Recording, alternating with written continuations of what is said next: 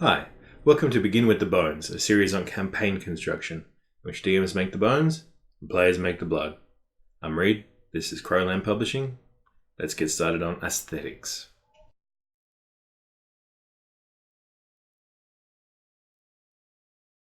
So aesthetics are just what makes something beautiful, are just what makes something cool.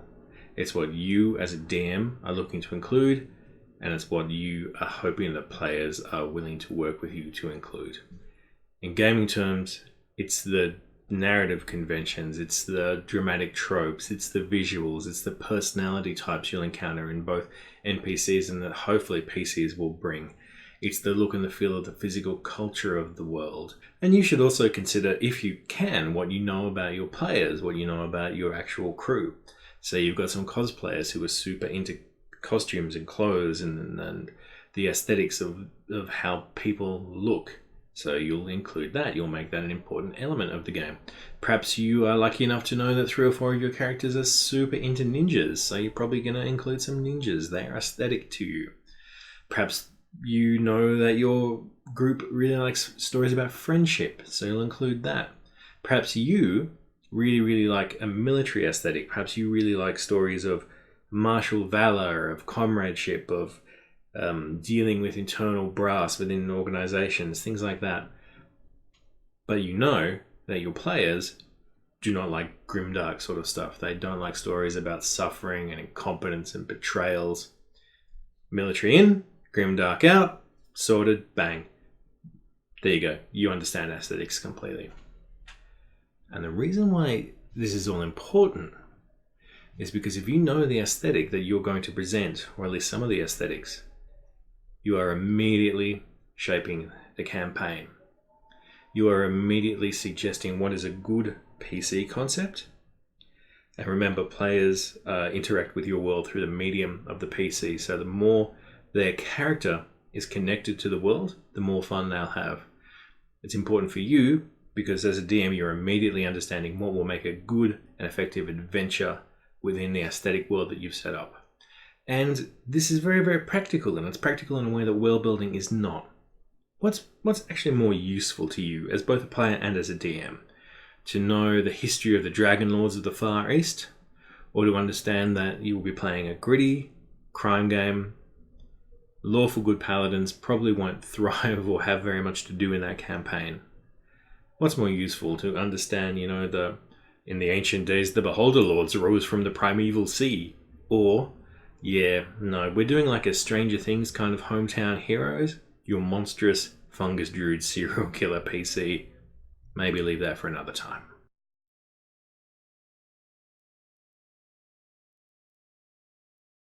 Alright, so what happens if you don't consider aesthetics? Or at the very least don't communicate them to your players? Alright, so you and the crew are getting ready to start a new campaign. Congratulations, you're going to have a good time. Now, traditionally, the DM will go away. They might choose a world, choose an existing campaign setting. Ooh, Kenda. Or they'll just homebrew it. So then the players go away. The players make characters. And you haven't had a chat with them about this. So in the back of your head, you're thinking, okay, I want to make a gritty Mad Max, Dark Sun, post-apocalyptic, scarce resources, societal collapse, that kind of a game. But you haven't talked about that with your players. So one cat, knight in shining armor, lawful good paladin. Okay? This is my darksome necromancer, fresh from the Scholarmance, the school of dark sorcery. I plan to start an empire of the undead. Okay. I've got a chaotic evil rogue, and I'm got ties to the underworld, and I'm hiding out, and so I'm adventuring with these guys until the heat dies down. But there's no centralized government. Okay, what about you? And he's just a stoner, so he's just made a druid that turns into a bear and eats honey, because there's always one.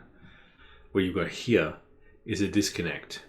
Not only between the DM and the players, but you've got a disconnect between the DM and the campaign world. DM's got to go and think about the adventures that are aesthetic to present. There's this unity between the players and the player characters because they might not all complement each other or have anything to talk about with each other or any goals in common. And there's a disunity between players, characters, and the world that you're presenting, because now it's not sure how they fit in, it's not sure how they can achieve their goals, or even if their goals exist to achieve. How are you going to make like a weird empire of the undead when everything's been exploded and destroyed and it's just all desert sands and water, you know? Now, here's the thing. I know that I am supposed to say, hey, it's your character, it's your game, play however you want. And that's not wrong, but it's also not quite right, because DMs and players have responsibilities to one another.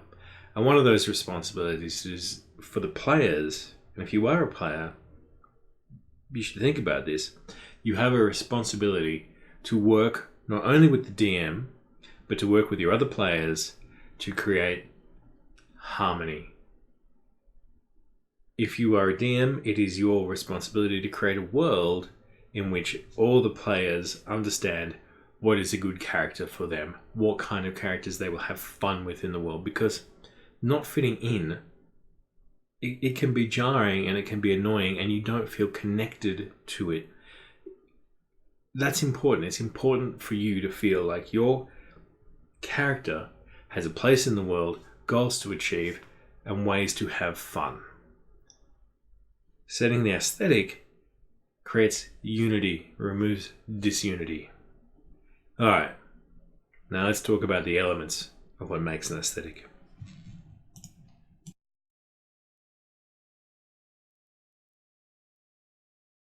So when I'm thinking about aesthetics, there's three axes of design that I'm considering. The fictional inspiration. What kind of stories do I want to tell? What kind of stories do I want my players to feel like they're in? The narrative elements. What are the dramatic tropes? What are the themes that will come up in the book? Will there be love stories, horror stories, intrigue stories? And then lastly, the ludic elements. And that's just rules and stuff. What kind of elements of gameplay will be front and center? Will there be a lot of combat? Will there be a lot of rules heavy? Will there be a lot of exploring? Will there be a lot of dealing with NPCs? Now, don't be too formal about this if you don't want to. A lot of the time this will just boil down to, hey, have you guys seen Krull? Yeah, we're going to do a game like Krull. Hey, have you guys seen Game of Thrones? Yeah, what if Game of Thrones, but everyone's a dragon? It's that simple. Sort of aesthetics is just pruning down what flavor fantasy we're living in. Fantasy is a big genre. They do not always complement each other. Ursula Le Guin, she did beautiful stories of love and loss and personal individual freedom and her spiritual concerns. Mark Lawrence does novels about just stabbing and raping dudes all day. Now they are both fantasy novels. They have very little in common aesthetically. Lord of the Rings, beautiful early medieval fantasy. Celtic, weird dark fantasy of horrific gods and monstrous decadent cruelty. Iron Kingdoms is a fictional Europe that has industrial magical technology at the front and center of it. Three very, very different aesthetics. So, we should be narrowing our focus when we're thinking about setting up a campaign. I've said before, I like gothic stuff, I like Bloodborne, I like Van Helsing. So if I'm doing a game like that, I'm setting up adventures of fighting sexy vampire men in brooding castles. I'm thinking about tracking werewolves through the snow. And my players will be aware of that. So they will make up vampire hunter characters. They will make up Frankenstein punchers. They will make up eccentric folklorists. They will make up eerie witch characters. They will have ties to the campaign. And I will immediately know, okay, I need to set up adventures in graveyards and castles and churches. If I decide that I'm going to do a samurai-themed aesthetic, then I will have, the undead daimyos. My characters will then, have motivations like I will avenge the racist scorpion ninja clan. And I'm not going to get, because what I don't get is also as important, I'm not going to get cheeky, cheerful hobbit burglars. I'm not going to get crazy gnome technological inventors. I'm going to get samurai. I'm going to get trained geishas, I'm going to get ninja characters, I'm going to get martial artists, I'm going to get all that sort of stuff because that's what I want, because I've got a samurai themed aesthetic. Last one, if I'm doing up a medieval chivalry kind of aesthetic, I am going to have characters like knights who are looking to prove their worth to the king. I'm going to get squires who just want to be trained even though they are dirt poor. I am going to get enchantresses who have returned to court. I am going to have them fighting the devil because that is a good bad guy for an explicitly religious kind of game setting. Every time I have introduced an aesthetic, every time I have told people here is the kinds of narratives we're going to work into, I have given players chance to enter into a design space that is useful to them. And that's important because if nothing else is that a strong aesthetic also lets you say to characters without rancor, I don't think that fits the aesthetic. Let's find something that's going to work for us. That's handy because it cuts down on the odd snowflake character, which does happen. And sometimes it's fun, sometimes playing against type is great, but sometimes it just sticks out like a sore thumb. So what kind of narrative elements are you going to introduce into your campaign?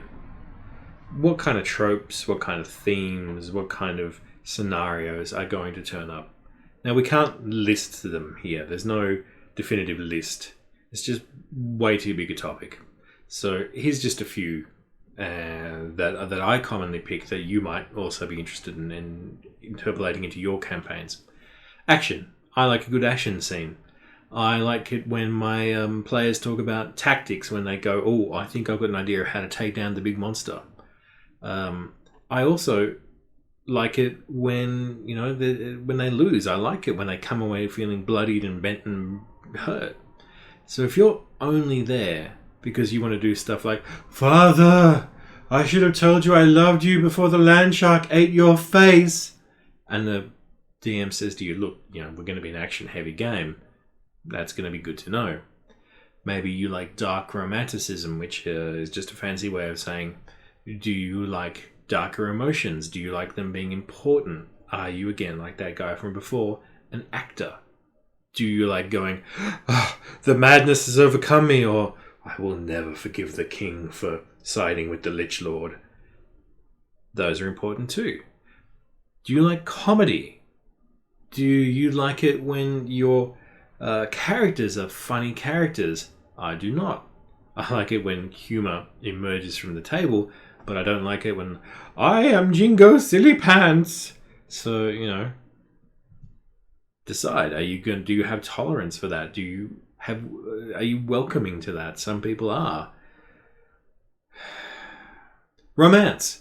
Do you like kissing? Do you like it when your player characters fall in love? Do you like it when NPCs fall in love with player characters? So what about the ludic elements, the gameplay stuff? What elements of rules are going to be important to you?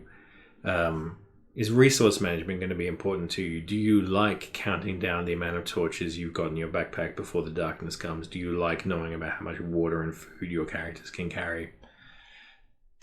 Do you really, really like combat and making combat as realistic and rules heavy as possible? Some people really do. They like the wargaming aspects. Do you like optimizing characters? Do you like having powerful characters who can defeat any bad guy quite handily? You don't really need to sit down and go, I like this, I like this, I like that, and I like that. Generally speaking, I just tend to tell my players, look, I'm a bit of a rules light guy. I just want to get to the story. I just want to get to your characters having a good time.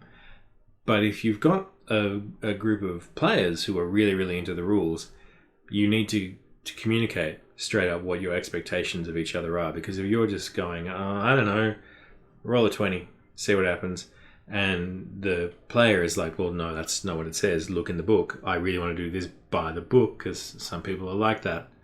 So that is an aesthetic decision. What are the rules going to do to your narrative?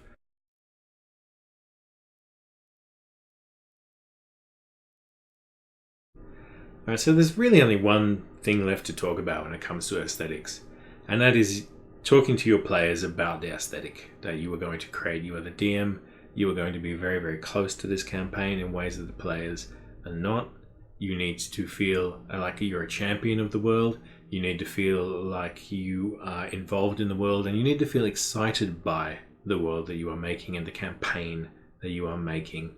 So just talk to them. This can be very, very simple. I just played The Witcher 3. It was a really, really fun computer game. We're going to play a game just like The Witcher 3. Chances are good most of your players will have at least heard of The Witcher 3 and can in some way interface with it and learn what the aesthetic is. And the other important bit of business, and this is for players, especially if you are entering into a game world where you're not sure about the aesthetic, you don't need to have a full backstory when you create a player to engage with the aesthetic. Just a one-line high concept. It's very simple, and you will then learn what the aesthetic is on the fly. And once you've communicated the aesthetic, you can be confident that your narrative will begin strongly. It will begin hitting the ground running because your players are on the same page, your characters are on the same page, you're on the same page with them. You've cut out a lot of early reasons that campaigns stumble. So give your players a cohesive party dynamic, give your characters strong hooks to the world, and everyone will feel connected and everyone will role play more. Alright, share, subscribe, like, all that sort of YouTube-y stuff. Thank you very, very much for listening. I hope this was useful to you. I'll see you next time. Bye bye.